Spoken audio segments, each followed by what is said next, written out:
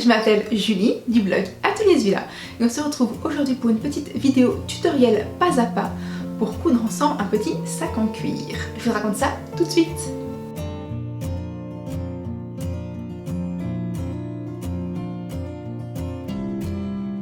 J'ai reçu le joli kit qui s'appelle Hope de la marque Mélanie F, qui est une marque spécialisée dans les accessoires en cuir, en tout cas les kits pour coudre des accessoires en cuir. Donc il y a des chaussons, des sacs, des pochettes, tout est très bien expliqué, les cuirs sont de superbe qualité. Et on reçoit ça dans un joli petit pochon siglé Mélanie F. Ça c'est quand même vachement sympa. Mais en tout cas, je n'attends pas plus longtemps pour vous présenter le petit sac Hope. Donc c'est ce sac là, c'est sa dernière collection en fait qui vient de sortir. Un sac vraiment pratique pour le printemps-été, donc il est tout mou, c'est un cuir qui est mou. Les finitions sont hyper simples, donc c'est à coudre à la machine à coudre. Il y a quelques conseils qui vous sont proposés par Mélanie F. Donc c'est utiliser un pied spécial téflon pour que le cuir glisse plus facilement, ainsi que des aiguilles spéciales cuir bien sûr pour passer l'épaisseur. Même si le cuir n'est pas très épais, franchement il n'y a pas de souci, c'est passé nickel sur la machine à coudre juste derrière moi. Donc pas de problème. Ce qui est aussi important à avoir et très pratique, c'est soit de la colle spéciale cuir, soit un scotch double face en fait, pour permettre de maintenir ensemble les deux pièces de cuir pour coudre plus facilement sans que ça glisse. Alors j'essaye de vous le passer même si c'est pas facile ici. Et hop, voilà. Voilà ce que ça rend, en tout cas c'est hyper sympa pour le printemps-été. Et donc place tout de suite au tutoriel du sac Hope.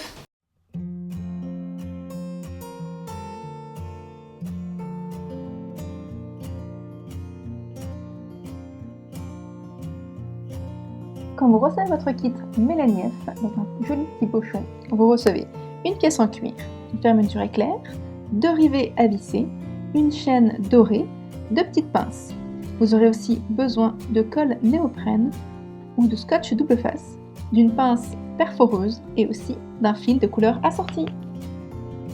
Dans le kit, vous recevez également une petite carte avec un code pour pouvoir accéder à votre patron en version PDF à imprimer à la maison. Il vous suffira ensuite de découper toutes vos pièces. Tu peux maintenant poser toutes les pièces sur ta pièce en cuir. Trace autour à l'aide d'une craie ou d'un stylo effaçable type friction. Tu seras ainsi plus précis pour découper ton patron. Les marges de couture sont comprises. Le plan de coupe fourni dans le patron pourra t'aider à ne pas perdre de matière sur ta pièce en cuir.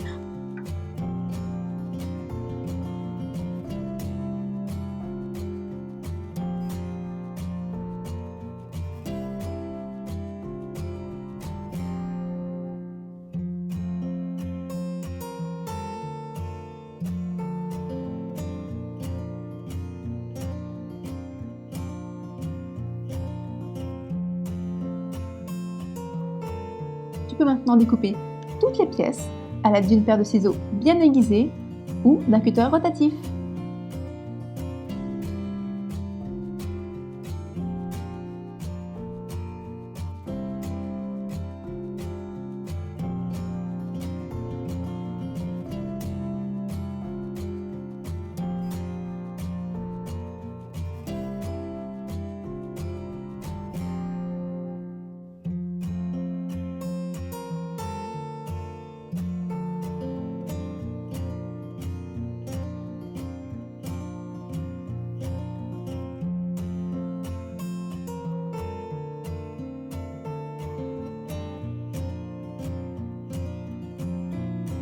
N'oublie pas de marquer tous les repères de tes différentes pièces à l'aide d'un poinçon ou alors d'un stylo type friction.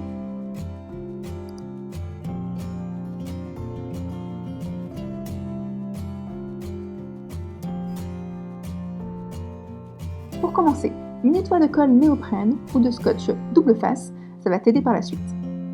Pour commencer, pose la poche avant sur le corps du sac devant, en centrant bien pour respecter le plan. Maintiens les contours de la poche à l'aide de scotch double face ou de colle néoprène. Comme ça, ta poche ne bougera pas lors de la couture.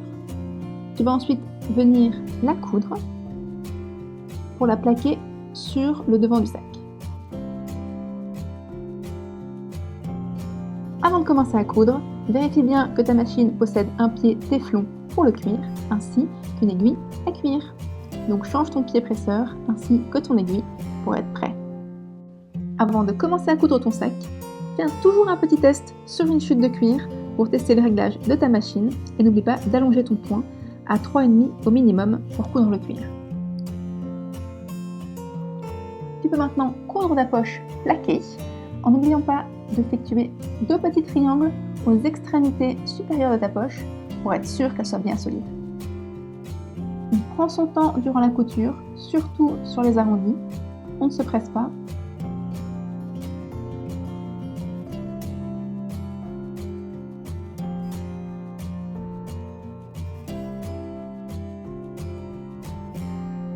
On passe maintenant au zip. Il va falloir faire une piqûre de maintien entre les 2 extrémités du zip. Pour cela, tu vas faire plusieurs allers-retours pour la renforcer. On va maintenant prendre notre petit carré de 3 cm de côté, constitué par la pièce E sur le patron. Plie en deux la pièce E et positionne le zip au centre. Tu vas ensuite devoir faire une surpiqûre au bord de la pièce pour maintenir l'extrémité du zip. Tu peux faire de même avec l'autre extrémité du zip et la deuxième pièce E. Pour t'aider, tu peux utiliser de la colle néoprène ou du scotch double face pour maintenir la petite pièce. Et voilà, ton zip est prêt! Tu vas maintenant assembler les 2 côtés de ton sac à ton zip. Il va falloir faire attention de bien les aligner autour du zip. Pour cela, commence avec le scotch pour maintenir tout ça en place. Et ensuite, tu vas venir poser tes pièces sur ta pièce de zip.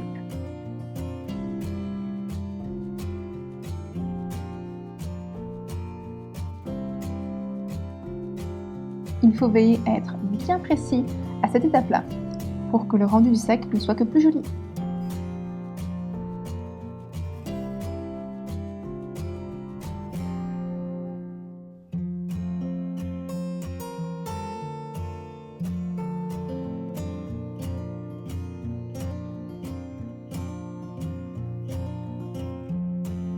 Place maintenant à la couture.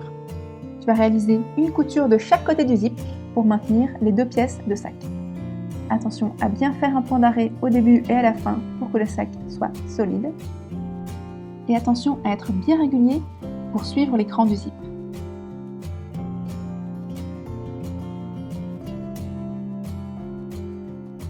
Fais la même chose de l'autre côté du zip pour bien assembler les 2 pièces de ton sac.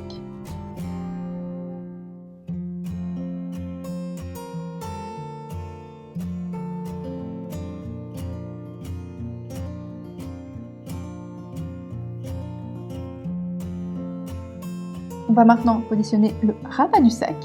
Pour cela, aide-toi des repères indiqués sur le patron. Tu peux noter ça avec un petit stylo friction ou une craie pour t'aider.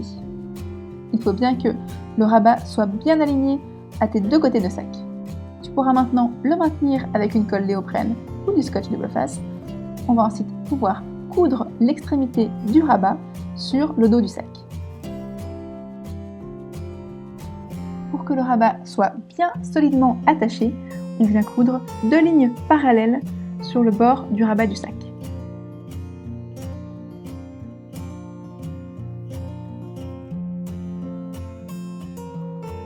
On va maintenant s'occuper des 2 pièces de soufflet, nommées D sur le patron. Tu peux percer au niveau des 2 repères à l'aide d'une pince perforatrice pour t'aider. Ensuite, tu viens superposer les 2 pièces au niveau de l'extrémité non percée. Tu dois les superposer de 0,5 cm environ. Tu peux les maintenir à l'aide de colle ou de scotch double face pour ensuite réaliser une piqûre le long de ce petit côté pour les maintenir ensemble. Tu dois maintenant positionner la pièce de soufflet ainsi formée sur l'un des 2 côtés de ton sac. Aide-toi du repère central de ton sac pour bien centrer la pièce de soufflet. Tu peux t'aider de colle ou alors n'hésite pas à mettre pas mal de petites pinces, ça va t'aider. Il faudra ensuite faire une surpiqûre tout autour du bord du soufflet à 0,2 cm du bord. N'hésite pas à prendre ton temps, surtout dans les arrondis. C'est pas facile, mais tu peux y arriver.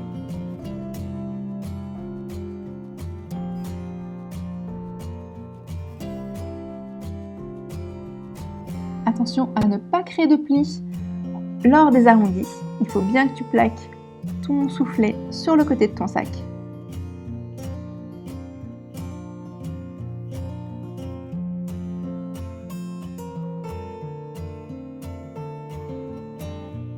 Une fois que tu as assemblé ton soufflet à l'un des deux côtés de ton sac, il va falloir faire la même chose avec l'autre côté de ton sac. Une fois de plus, aligne bien les repères centraux et de côté au niveau du soufflet et de la pièce de ton sac. N'hésite pas à mettre de la colle ou pas mal de petites pinces pour que rien ne bouge. Viens ensuite assembler la pièce d'eau du sac avec le soufflet à 0,2 cm. Prends ton temps, c'est pas facile avec les épaisseurs maintenant, mais tu peux y arriver.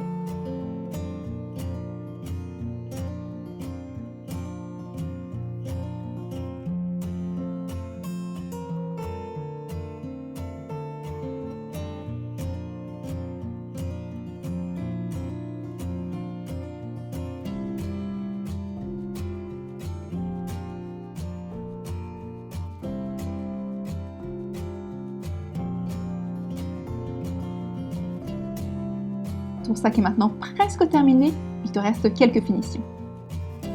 Tu peux maintenant prendre tes deux petites pièces de passant et perforer au niveau des repères. Tu peux maintenant placer le mousqueton de la chaîne à travers l'un des deux passants que tu viens plier en deux. Aligne bien les deux trous pour pouvoir y passer la pièce femelle dérivée à visser. Viens ensuite passer la partie mâle dérivée à travers un petit carré de 2 cm de côté environ que tu as découpé dans les chutes. Viens le placer au niveau du trou sur le soufflet sur le côté du sac. Tu peux ensuite serrer le rivet à visser à l'aide d'un tournevis pour bien le maintenir en place. Tu peux faire la même chose avec l'autre côté de l'extrémité de ta chaîne ainsi que ton autre rivet.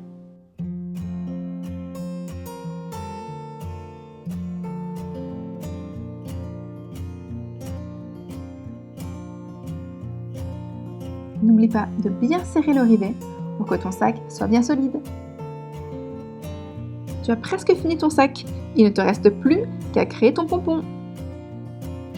Pour confectionner ton pompon, découpe les bandes de lamelles comme sur le patron.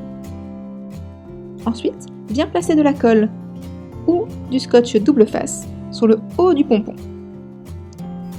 Viens ensuite placer la petite bande de tirette dans ta fermeture éclair et enroule la pièce de pompon autour de la bande de tirette. Et voilà, ton pompon est terminé. Et voilà, tu as enfin terminé ton sac Hope et tu vas pouvoir maintenant y glisser toutes tes petites affaires pour le printemps. J'espère que vous avez apprécié le petit pas à pas du sac Hope de la marque Mélanie F. N'hésitez pas à découvrir tous les coloris et tous les différents kits que propose Mélanie F sur son site. Et à très bientôt!